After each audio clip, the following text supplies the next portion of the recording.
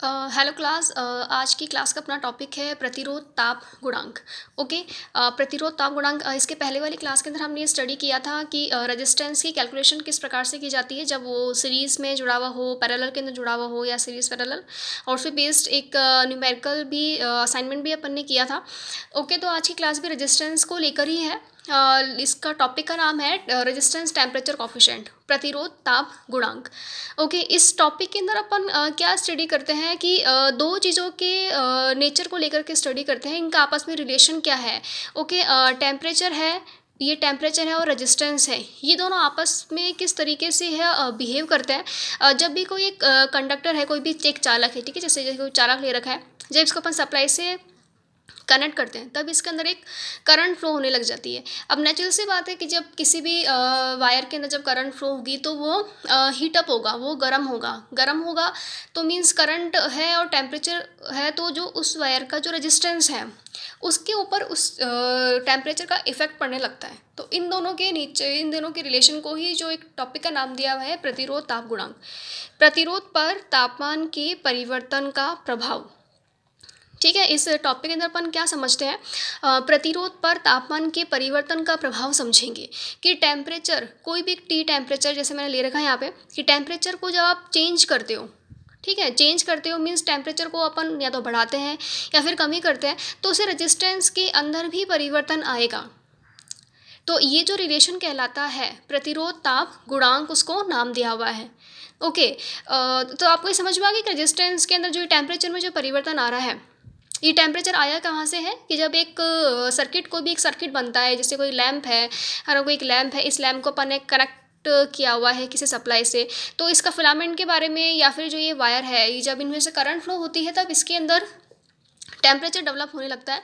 तो इस टेम्परेचर का, ये टेम्परेचर क्या प्रभाव डालता है इन के रेजिस्टेंस के ऊपर, फिलामेंट के रेजिस्टेंस के ऊपर क्या प्रभाव डालता है, या जो कांटेक्ट वायर है उनके रेजिस्टेंस के ऊपर क्या प्रभाव डालता है, उसको स्टडी करने वाला जो टॉपिक का एक नाम होता है उसको बोलते हैं अपन प्रतिरोध ताप गुणांक। ठीक है, इसके लिए एक पर्टिकुलर डेफिनेशन भी है, वो देखिए इसको यहाँ पे, कि किसी चालक के तापमान में 1 डिग्री सेल्सियस, जैसे यहाँ पे लिखा हुआ ना परिवर्तन, तो परिवर्तन कितना भी हो सकता है, 10 डिग्री सेल्सियस भी हो सकता है, 20 डिग्री सेल्सियस भी हो सकता है, 25 भी हो सकता है, 2 डिग्री भी हो सकता है, 4 डिग्री भी, 100 भी हो सकता है। तो कोई सा भी परिवर्तन हो सकता है टेम्परेचर के अंदर। तो अभी ये भी है कि कितने टेम्परेचर के रेजिस्टेंस के अंदर बदलाव आएगा। तो 1 डिग्री सेल्सियस को ही लेकर के माप मान करके, आधार मान करके, पैमाना मान करके उसको स्टडी की हुई है। तो किसी चालक के तापमान में 1 डिग्री सेल्सियस की वृद्धि होने पर उसके प्रतिरोध में होने वाली परिवर्तन, परिवर्तन कैसा भी, कमी या वृद्धि, को उस चालक का ताप गुणांक कहते हैं। ओके, वापस से देखते हैं एक बार। किसी चालक के तापमान में 1 डिग्री सेल्सियस की वृद्धि होने पर उसके प्रतिरोध में होने वाले परिवर्तन को उस चालक का ताप गुणांक कहते हैं। इसके अंदर इस परिभाषा को, या इलेक्ट्रिसिटी के अंदर टेक्निकल सिस्टम के अंदर जो भी कुछ भी डेफिनेशंस होती है ना, तो उनको इसे रटने की आवश्यकता नहीं पड़ती। आप समझिए उस चीज़ को, यहाँ पे समझा भी दिया है कि टेम्परेचर में परिवर्तन होना चाहिए। अब कितना लिया है अपने माप के आधार पर, 1 degree Celsius. Okay, 1 degree Celsius के अंदर भी कमी या वृद्धि कर दो तो उससे जो रेजिस्टेंस के अंदर फ़र्क पड़ेगा, जो रेजिस्टेंस के अंदर परिवर्तन आएगा, उसको क्या बोलते हैं, ताप गुणांक कहते हैं। ओके, अब देखिए यहाँ पे आगे इसको और स्टडी करते हैं कि टेम्परेचर में जब अपन वृद्धि कर रहे हैं तो उससे जो उस वायर का, चालक का जो रेजिस्टेंस है, ज़रूरी नहीं चालक हो, चालक भी हो सकता है, कोई अचालक भी हो सकता है, या सेमीकंडक्टर भी हो सकता है। तो क्या प्रभाव देखने को मिलता है अपन को कि जब टेम्परेचर अपन बढ़ाते हैं ना, तो कई बार ऐसा होता है कई चीज़ों के अंदर, कई मटेरियल्स के अंदर उसका रेजिस्टेंस जो होता है वो बढ़ जाता है। या फिर ऐसा भी होता है कि टेम्परेचर बढ़ाने पर कई जगह, कई मटेरियल्स में रेजिस्टेंस कम भी हो जाता है। तो ये दोनों प्रभाव देखने को मिल सकते हैं अपन को मटेरियल्स के अंदर। तो इस प्रकार से अलग अलग मटेरियल्स होते हैं। कुछ मटेरियल्स होंगे जिसके अंदर ये टेम्परेचर कोफिशिएंट पॉजिटिव रहेगा, बढ़ेगा कि टेम्परेचर को आप बढ़ाओगे तो रेजिस्टेंस बढ़ेगा, और कई में ऐसा होता है कि रेजिस्टेंस कम होता है। तो इस प्रकार के व्यवहार को अपन बोलते हैं, दो प्रकार इसके होते हैं, एक पॉजिटिव टेम्परेचर कोफिशिएंट होता है और एक नेगेटिव टेम्परेचर कोफिशिएंट होता है। ओके, अब पॉजिटिव टेम्परेचर कोफिशिएंट क्या होता है कि टेम्परेचर के मान को आप बढ़ाओ तो रेजिस्टेंस भी बढ़ जाए, या टेम्परेचर को आप कम करो तो रेजिस्टेंस भी कम हो जाए। ठीक है, दोनों चीज़ें साथ साथ क्या होंगी, बढ़ेंगी या तो घटेगी, तो उसको बोलते हैं अपन धनात्मक ताप गुणांक, पॉजिटिव टेम्परेचर कॉफिशेंट। या फिर नेगेटिव के अंदर क्या होता है, इसके अंदर दोनों इन्वर्सली बिहेव करते हैं, रिवर्स तरीके से बिहेव करते हैं कि टेम्परेचर को बढ़ाते हैं तो रेजिस्टेंस कम हो जाता है, या टेम्परेचर को कम करते हैं तो रेजिस्टेंस बढ़ जाता है। देखिए यहाँ पे क्या था, दोनों चीज़ें साथ साथ बढ़ रही थी या फिर साथ साथ घट रही थी, तो पॉजिटिव नाम दे दिया। यहाँ पे रिवर्स नेचर है कि टेम्परेचर बढ़ रहा है तो रेजिस्टेंस कम हो रहा है, और टेम्परेचर कम हो रहा है तो रेजिस्टेंस बढ़ रहा है, इसलिए इसको क्या बोलते हैं, ऋणात्मक ताप गुणांक बोलते हैं, नेगेटिव टेम्परेचर कॉफिशेंट।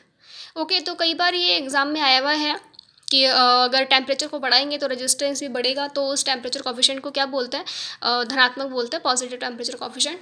और नेगेटिव के अंदर किस प्रकार से क्वेश्चन आ सकता है कि नेगेटिव टेम्परेचर कॉफिशेंट है किसी मटेरियल का और टेम्परेचर को बढ़ा दिया गया है, तो बताइए उसके रेजिस्टेंस पे क्या प्रभाव पड़ेगा, तो रेजिस्टेंस उसका कम हो जाएगा। ओके, आगे पढ़ते हैं अपन इसके प्रकार।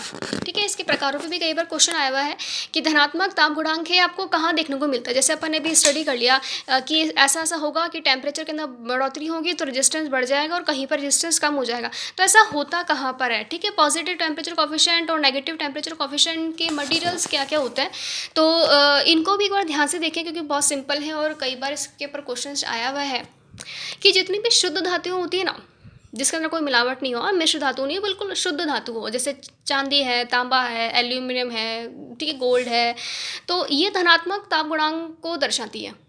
ठीक है, मतलब इसके अंदर अगर आप टेम्परेचर के अंदर बढ़ोतरी करोगे तो इसका रेजिस्टेंस जो होगा बढ़ जाएगा, या फिर इसका उल्टा इसके टेम्परेचर में आप कमी करोगे तो इसका रेजिस्टेंस से कम हो जाएगा। तो इसके अंदर धनात्मक जो धातुएं आती हैं, शुद्ध धातुएं आती हैं, इसके एग्जाम्पल है दिस इज दिस।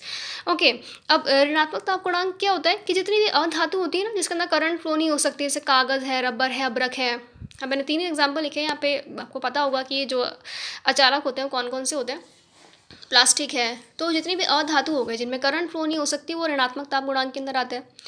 अब ये किसके अर्धचालक भी ऋणात्मक ताप गुणांक के अंदर आते हैं। अब अर्धचालक के एग्जाम्पल जैसे सिलिकॉन, जर्मेनियम और कार्बन। ये याद रखिएगा, कई बार एग्जाम में ये भी क्वेश्चन आया हुआ है कि जो कार्बन है वो कौन सा मटेरियल होता है, चालक होता है, अचालक होता है कि अर्धचालक होता है। तो कार्बन है, इसको स्पेशली याद रखिएगा, कार्बन अर्धचालक की कैटेगरी के अंदर आता है। ओके, और अर्धचालक जो ये ऋणात्मक ताप गुणांक के अंदर आते हैं। फिर आगे इसके अंदर एक विद्युत अपघट्य भी होता है, ये भी ऋणात्मक ताप गुणांक के अंदर आता है। विद्युत अपघट्य क्या होता है, इसको इंग्लिश के अंदर इलेक्ट्रोलाइसिस बोलते हैं, कि बैटरी जो होती है ना, बैटरी के अंदर जो घोल भरा हुआ रहता है, आसुत जल और सल्फ्यूरिक एसिड जो मिलकर के बनाते हैं या और भी मटेरियल्स होते हैं, उसको अपन बोलते हैं विद्युत अपघट्य। ओके, विद्युत अपघट्य। तो ये भी जो है ऋणात्मक ताप गुणांक के अंदर आते हैं। तो ये जो है इनके ऊपर डायरेक्टली क्वेश्चन इस तरीके से बनता है कि शुद्ध धातुएं किसके अंदर आती हैं, धनात्मक ताप गुणांक के अंदर आती है, या फिर जो ऋणात्मक ताप गुणांक होता है इसके एग्जांपल्स बताओ कि किसके अंदर नेगेटिव टेम्परेचर कॉफिशिएंट मिलता है, तो अधातु होते हैं और अर्धचालक। इसके अलावा इन दोनों के अलावा एक प्रकार की मटेरियल होता है मिश्र धातु। ओके, अलॉयज, मिश्र धातु। मिश्र धातु के अंदर ना तो धनात्मक में आते हैं ना वो ऋणात्मक के अंदर आते हैं। उनके पर एक्चुअली वो इतने ज़्यादा हाईली इंसुलेटेड होते हैं, उनका रेजिस्टेंस बहुत ज़्यादा हाई होता है, तो उसके ऊपर टेम्परेचर के वेरिएशंस का ना कोई फ़र्क भी नहीं पड़ता, इसलिए वो नगण्य मान लेते हैं, उनका नगण्य टेम्परेचर कॉफिशिएंट होता है। तो अभी तो आपको 2 याद रखने हैं, धनात्मक और ऋणात्मक। ओके, आइए आगे चलते हैं कि ताप गुणांक का एक सिंबल है, जैसे रेजिस्टेंस को है, रेजिस्टेंस को अपन R से लिखते हैं, करंट को अपन I से लिखते हैं, उस तरीके से ताप गुणांक है, इसको भी एक सिंबल दिया हुआ है, इसको अपन बोलते हैं अल्फा। ठीक है, इस तरीके से बनाया जाता है, इसको अल्फा इसको बोलते हैं। और इसकी यूनिट है, जैसे रेजिस्टेंस की यूनिट ओम होती है, करंट की एम्पियर होती है, वोल्टेज की वोल्ट होती है। इस प्रकार इसका जो मात्रक है वो कितना होता है, 1/डिग्री सेल्सियस, 1/डिग्री सेल्सियस, या फिर इसको हिंदी में बोलें तो ये सिंबल जो होता है प्रति का होता है प्रति डिग्री सेल्सियस। ओके, ये भी काफ़ी इंपॉर्टेंट यूनिट है। इसके अलावा इसका अल्फा का जो फॉर्मूला होता है, ताप गुणांक का फॉर्मूला होता है RT - R0 divided by R0T। ठीक है, क्या होता है RT - R0 divided by R0T। यहाँ पे T क्या चीज़ है, ये इंटू में है, R0 इंटू T है। ठीक है, T क्या है, कोई सा भी T टेम्परेचर है। अब R0 क्या है कि टेम्परेचर जब 0 डिग्री हो तो 0 डिग्री टेम्परेचर पर रेजिस्टेंस, देखो लिखा हुआ भी यहाँ पे कि R0 क्या है कि 0 डिग्री सेल्सियस पर प्रतिरोध को बोलेंगे अपन R0, और RT क्या है कि 0 डिग्री के अलावा ठीक है, जैसे 1 है, 2 है, 3 है, XYZ कुछ भी हो, 0 को छोड़ करके। तो उस T डिग्री सेंटीग्रेड पर जो रेजिस्टेंस है उसको RT बोला जाएगा। T है यहाँ पे T डिग्री सेल्सियस, तो ये अल्फ़ा के बराबर सूत्र होता है। ओके, यहाँ पे ग्राफ से इसको शो किया हुआ है कि धनात्मक दाब गुणांक है कि इसका ग्राफ किस तरीके से होता है, क्या पॉजिटिवली नेचर होता है इनका कि टेम्परेचर बढ़ेगा तो रेजिस्टेंस भी बढ़ेगा। तो एक सीधी सी एक लाइन यहाँ पे खिंच जाएगी, और उल्टा रिलेशन जो है ना इसके अंदर कि टेम्परेचर को आप बढ़ाओगे तो रेजिस्टेंस कम हो जाएगा।